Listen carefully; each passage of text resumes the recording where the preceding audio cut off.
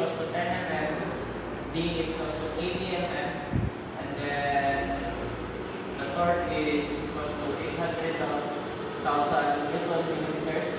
Then the crushing stress is, you need to multiply it by 2 the stress, and then the stress is equals to 40 MPa. So the solution is torque is equals to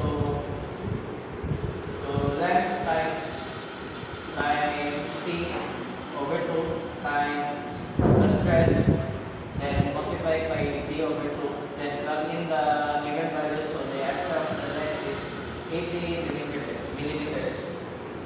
The next is number 2. The given is D is equals to 35 millimeters. The stress is equals to 46 MPa. W is equals to 10 millimeters. The length is equals to 30 millimeters. And then we need to find the torque. So the formula for the torque is equals to length times width times the stress multiplied by D over 2. Plug in the given values. So the answer of the torque is equals to 241.5 Newton meters. Then next is number 3. The given is D is equals to 55 millimeters. Power is equals to 40 kilowatts. Then the speed is equals to 350 RPM. Then the stress is equals to 40 MPa. Then the crushing stress is equals to 80 MPa. So we need to find the length.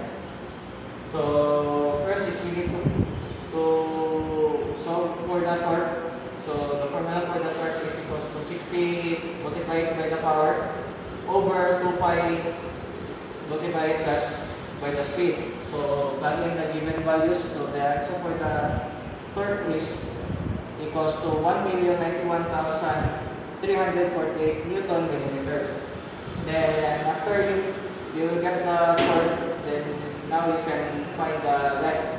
So the formula for the length is 2T over W multiplied by stress and then multiplied by the D.